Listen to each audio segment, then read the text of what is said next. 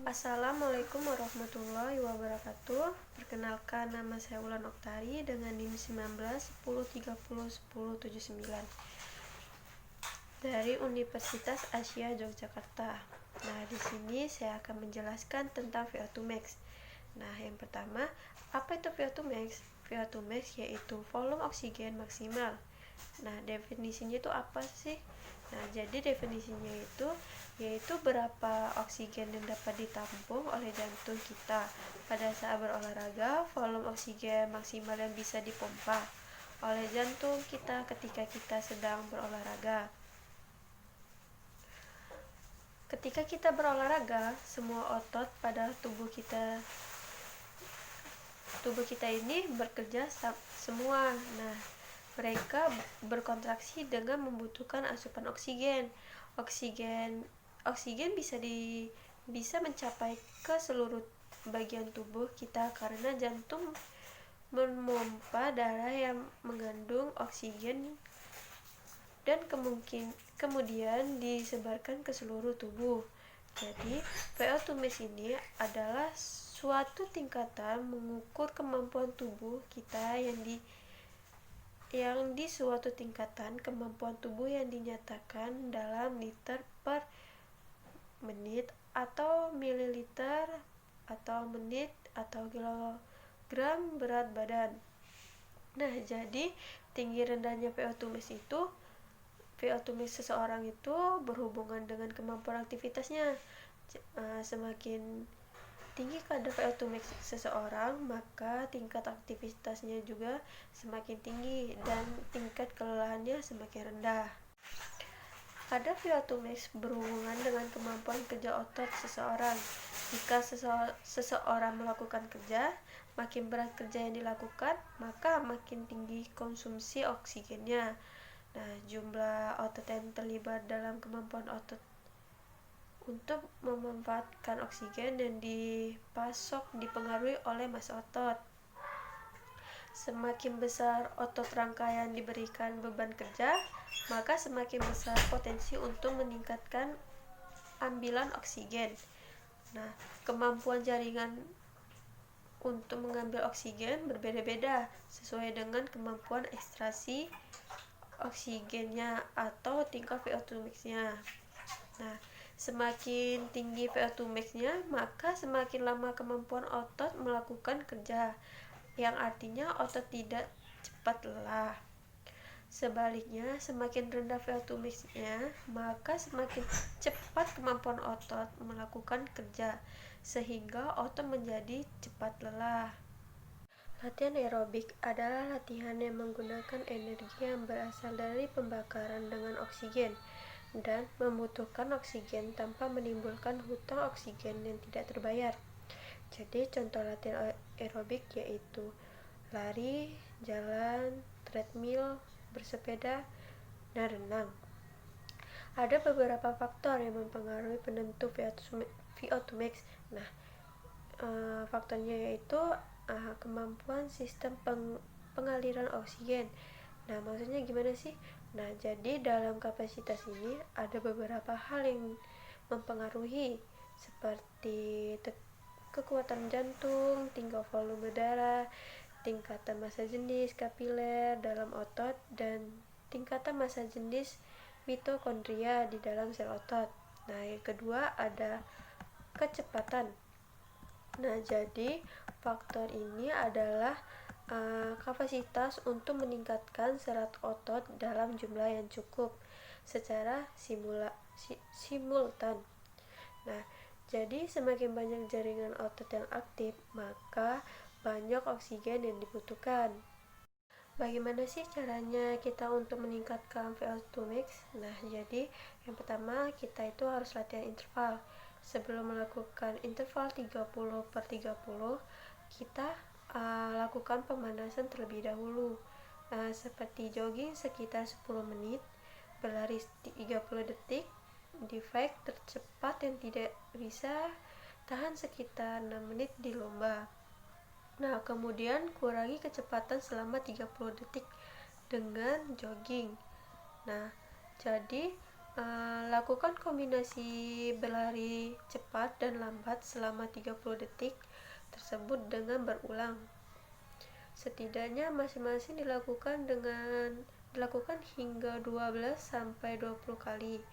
Untuk meningkatkan level latihan yang lebih tinggi, ganti latihan 30/30 menjadi 60/60. Bisa dimulai dengan sedikitnya sebanyak 6 kali. Terus ada latihan interval menanjak. Nah, apa sih maksudnya tuh? Latihan interval menanjak yaitu latihan interval menanjak yang lebih pendek selama 20-90 detik yang bermanfaat untuk meningkatkan tenaga, kekuatan dan kecepatan. Nah, tetapi jika kita ingin meningkatkan VO2 max, maka kita memerlukan jarak yang lebih panjang lagi, sekitar 2-3 menit. Nah, dalam latihan interval panjang ini memerlukan pemanasan terlebih dahulu, yaitu jogging sekitar 10 menit. Setelah tubuh kita sudah lebih siap, maka lakukan berlari menanjak dengan kecepatan yang lebih tinggi, sekitar 3 menit. Kemudian kembali turun ke posisi awal dengan berlari ringan. Lakukan pengulangan dengan waktu yang sama. Dalam latihan, kita harus memperhatikan terlebih dahulu kondisi masing-masing sebelum berlatih. Nah, jadi latihan bisa disesuaikan dengan tingkat kebugaran masing-masing.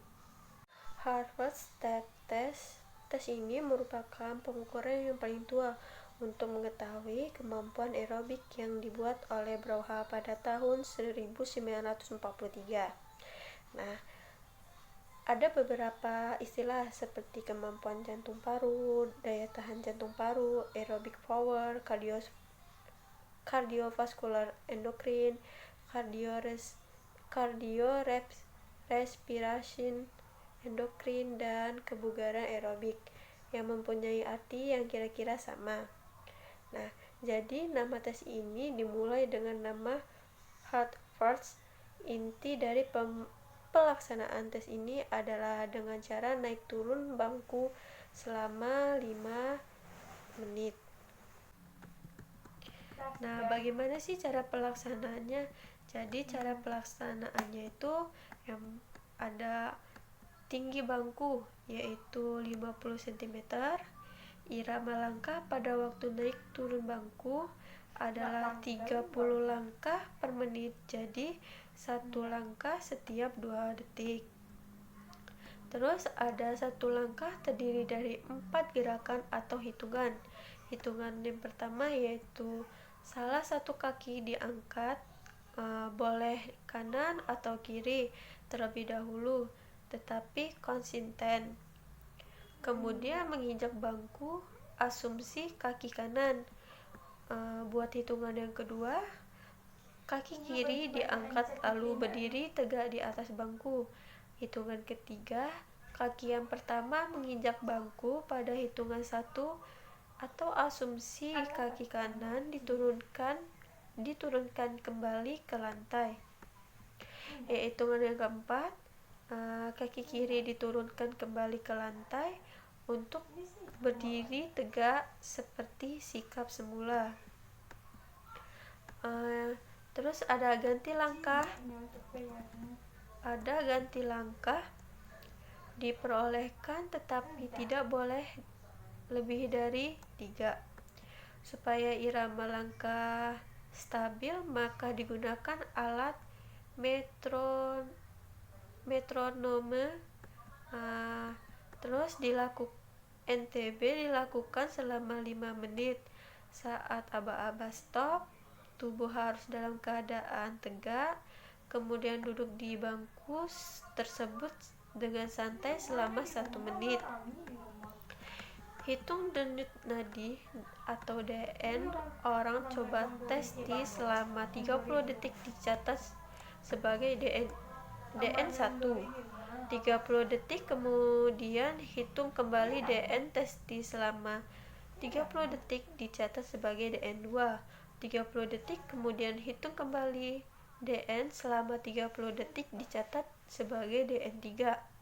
Setelah mendapatkan DN1, DN2, dan DN3, maka data tersebut dimasukkan ke dalam rumus indeks kebugaran yang selanjutnya dikonversikan sesuai rumus yang dipilih.